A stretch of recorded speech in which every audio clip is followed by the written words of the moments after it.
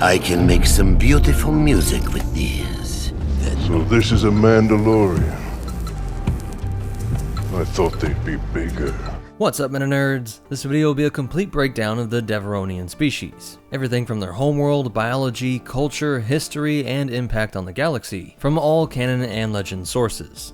But first I want to thank this video's sponsor, BetterHelp. BetterHelp is not a crisis line, but nor is it fluffy self-help. It's professional therapy done securely online. A modern solution to barriers that have been with therapy since its inception. Now you can cut out all the transit time and rigid schedules of a physical office, using their app to connect you to their network of 20,000 licensed therapists from all over the globe. It is cheaper and more convenient, and you can start communicating in as little as 48 hours, with sessions being done through video calls, just normal phone calls, or even through text messages. Whichever you prefer, and you will be able to find a therapist that specializes in the particular issues you want to work on, all on a much more flexible schedule. And you can even send messages to your therapist at any time. And something that I did personally was I was able to change my therapist. It was really straightforward and simple. Again, all while being much more affordable than traditional methods, and financial help is available. BetterHelp wants to make therapy as practical and straightforward as possible. Start living a happier life today, be proactive, and head down to the link in the description, where you can get 10% off your first month at betterhelp.com/metanerds. That's betterhelp.com/metanerds. Their story begins at grid coordinates M13, in the Delore sector of the colony's region. It is unclear how many suns or planets were in the Deveron system, but Deveron itself had a 19-hour day, 298 days in a year, and a Type 1 atmosphere. A standard gravity and moderate temperature, with a mostly jungle terrain, defined by low mountains and deep valleys, along with large oceans and countless rivers and lakes. This lush world gave rise to Bandara beetles that made endless annoying droning sounds to attract mates, a sound that female Deveronians hated, and males seemed to have enjoyed, making it even more annoying for the females. The venomous fur spider that spun red-colored webs, which somehow made its way to Coruscant, where it added to the many terrors found in the lower levels. Similar story with the Gacklebat. That must have been a stowaway or escaped from an exotic animal merchant eons ago, because this 10-foot wide bat with fangs that injected a paralyzing toxin was originally native to Yavin 4, but now found throughout these jungles. While native predators included the Quora, four-legged reptiles with a horn snout and rows of razor-sharp teeth. These beasts would actually change the course of galactic history, when the Deveronians refused to give up their ancient practice of sicking Quora on convicted murderers and traitors. With this form of capital punishment, the New Republic refused to let them join. The Watch Beasts were worms that could reach tens of meters long, and though they would eat anything from metals to meat, they could be tamed, and used to keep watch over important areas, devouring any strangers.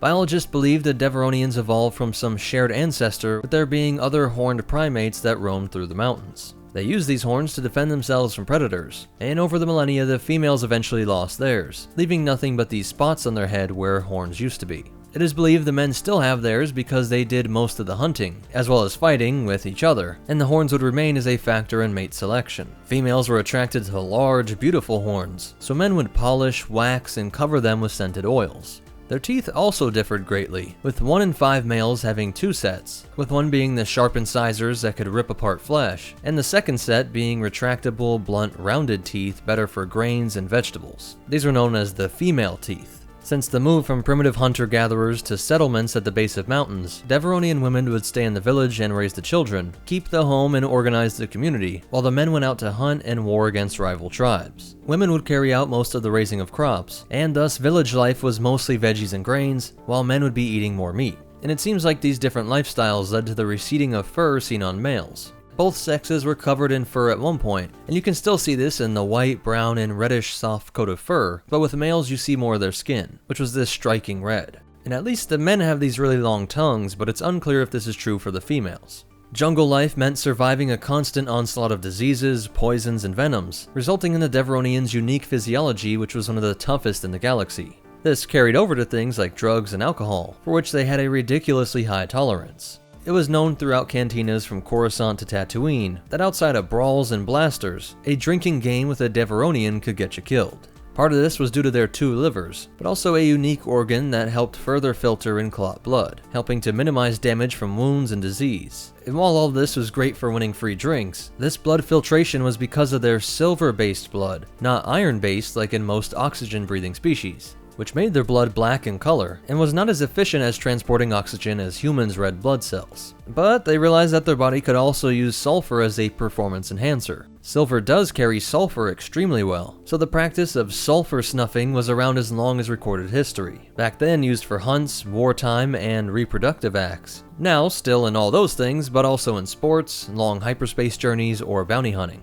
Some carry it in a small stick, while others just take it in through a mask. And if it wasn't for the horrendous rotten egg smell, I'd expect a lot of space junkies to take a big sniff of this stuff, looking a lot like glitter stim and other spice products. Though its effects on a Deveronian were great, they all knew the warnings that overuse could build up too much in their system and could lead to addiction and early death. It is said that because of the bad smell, some cantinas would have designated sections, and you could imagine that those just whipping out the rotten egg powder in a crowded bar would spark someone to want to beat the horns off of them. Ironically, this would be the worst time to get in a fight with these red devils. Because even without the sulfur snuffing, these people were incredibly dense, with thicker muscles and bones than most other humanoids. So while their height was below average at 1.6 meters or 5 foot 3 inches, they weighed closer to a Wookiee, something many human brawlers found out only too late after they already broke their hands on a Deveronian's jaw.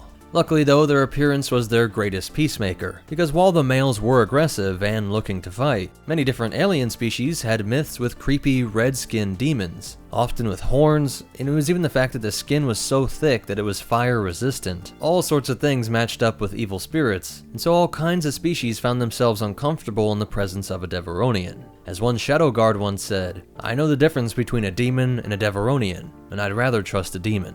So many just avoided all interaction altogether, which robbed a lot of people of a great conversation, as the males were known to be irresponsible, reckless adventurers always looking for the next thrill, seemingly unable to keep still, and thus had some of the best stories. As their civilization went from small villages to an industrialized global economy, they invented their own forms of space travel, and were one of the first to develop hyperspace travel. In almost all things connected to raising the civilization, the women were at the core. Most businesses and politicians were women. But when this new tech was developed, it would be these males filled with wanderlust that spread their people throughout the stars. Their tumble drive, or tumble hyperdrive, was far too dangerous for career-minded folk, or just about any sane person to trust. But there were always plenty of males ready to explore, and they would meet with other alien species to build out the Corellian trade spine. And like the hunters of old, bring home all sorts of new treasures from this galactic jungle. Eventually, these trade connections brought them the more reliable hyperdrive, and from 29,000 to 25,000 BBY, they were solidifying the Deveronians' presence in the galactic community, with the politicians back home being able to keep everything remarkably peaceful, culminating in Deveron joining the Galactic Republic.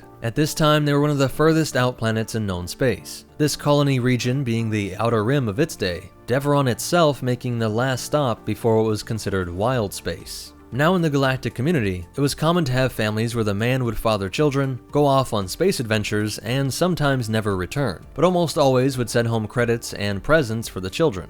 If they did return, it was only to hang out with the kids, and all throughout their history, the only meaningful time husband and wife spent with each other was during the midday meal ceremony called the Ashmar. And even then, that was only when the man wasn't off during some hunt or war. As they interacted with more and more species, they had another aspect that struck people with a supernatural fear. Despite looking like the dark side embodied, this species had an abnormally high number of Force sensitives, and almost all of them walked in the light. It is odd that there were no native Force-based traditions here like we see with the Gungans or the many sects on Jedha, but many would be taken into the Jedi Order, and they would become such a font of Force children that the Order built the Edit Temple on Deveron, placing it on a vergence in the Force found deep in the jungle. It didn't seem that Force expression was stronger in males or females, but the temperament of the males did make it so more ran away from the Order or were kicked out as younglings before they could even get that deep into the practice, most likely being one of the hardest species to work with. During the Jedi Civil War circa 4000 BBY, this was the site of a battle between Republic and Darth Revan's forces. The Republic would win, and for the next 4,000 years there was above average peace on this world, as the colonies region became more secure, and crime and chaos was continuously focused more in the Outer Rim. Notable violence wouldn't occur here until 22 BBY, and loyal Republic Senator Elsa Sai Moro was assassinated by Aurra Sing.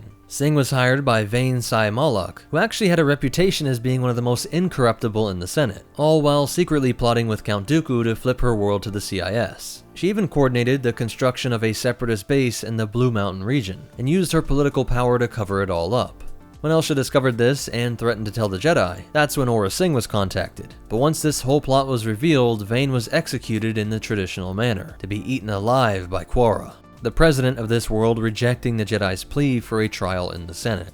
That same year, Bolo Rapal, the keeper of the Kyber memory crystal containing a list of Force-sensitive children, was kidnapped by Cad Bane from a Republic outpost here. And this space battle during the bounty hunter's escape seems to be the only major fight here during the Clone Wars. Though it would be the location Count Dooku's new apprentice, Savage Opress, would make his introduction to the galaxy. It is essential that we seize the temple, if the Separatists ever hope to take control of that corner of the galaxy. Leading a group of droids and easily slaughtering the clones and Jedi that stood in his way, taking full control of Edith Temple. This would likely help with communications and gave the CIS some Republic secrets. The Temple of Edith serves only as a front for the military operations of the Republic. But Deveron itself would never be completely controlled by the Separatists, as it is stated that President Avon Sai Ulrak kept their world loyal to the Republic until it transitioned into the Empire. Now loyal to Emperor Palpatine, like most Clone Wars allies and ancient members of the Republic, each year saw an increased Imperial presence. Always the conflict-avoiding and pragmatic leaders, their government had the Deveronian military integrated into the Imperial one stationed here. In 5 BBY, the local rebellion was spreading throughout their cities, and Captain Cardu Sai Malik would carry out one of the most heinous war crimes of the Imperial era, especially of anyone carried out on one's own people. His forces surrounded the rebel city of Montelion Sarat, and after long shelling, the rebels gave up peacefully. 700 men, women, and children were taken prisoner. But shortly after this, he got command that his army was needed immediately to move and reinforce another. There was no way he could take all these prisoners with him and help that other battalion, so refusing to let these hard-won prisoners go, he had all of them executed. With the infamous nickname the Butcher of Montelion Sarat, the man was to be sentenced to death by his own military and government, but was able to escape off-world and spend the next 24 years enjoying life to the fullest. Taking the name Labria and working as an information broker in the Outer Rim, the Butcher indulged in his love of music and was ecstatic to hear that Figrin Dan and the modal nodes had come to Tatooine. He would travel across the galaxy, spending every day drinking and partying, until Boba Fett caught up with him in 19 ABY. Fett was at the peak of his walk in the Mandalorian tradition, and was outraged by this man's dishonorable life. Once captured, Fett had him explain why he did it, asking if he was ordered to kill these prisoners, but the response was worse than he expected. Cardu saying, quote, "They didn't have to. It took almost 5 minutes, Fett. We put them in a holding pen and started shooting at them. They screamed and screamed and screamed. We just kept shooting until the screaming had stopped." After Fett promised to deliver the man's vast collection of obscure music to the School of Music on Coruscant, the Butcher was brought back home.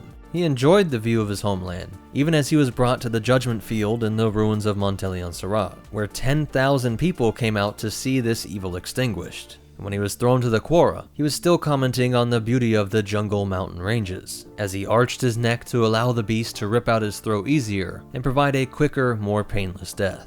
Executions like this were why they were never allowed to join the New Republic, but it was monsters like Cardu that made the matriarchs of the government feel that it was worth it. So that's it for the breakdown, and as for cool facts and behind the scenes stuff, those 1 in 50 Deveronians with the 2 set of teeth had to keep on retracting and extending both set of teeth to speak Huttese, causing their jaw and teeth to ache. The original costume was not designed by the team, but was a generic second-hand devil costume that was used by the costume department because they ran out of alien costumes for the cantina. The story of the war criminal comes from Tales from the Mos Eisley Cantina and Tales of the Bounty Hunters. There are a ton of inconsistencies in their depictions, with some females looking hairless. You could say that they just shaved it down, but the greenish-yellow skin of Vizago and Roland are the first time a non-red skin color is shown. But it was cool to see a nod to their love of music and Cardu's obsession with music specifically, right in the very first time we meet Vizago. I can make some beautiful music with these. A lot of this info comes from the Atlas, Guide to Species, and Guide to Warfare, as well as a bunch of RPG sourcebooks. If you made it this far, the best way to help me out is to hit that like button, comment down below, and share the video, and be sure to subscribe if you want to see more. Check out the links down below for discounts and free audiobooks, and special shout out to our supporters over on Patreon. But most important of all, remember, you might be able to outfiddle him, but don't try and outdrink the devil. And the Force will be with you, always.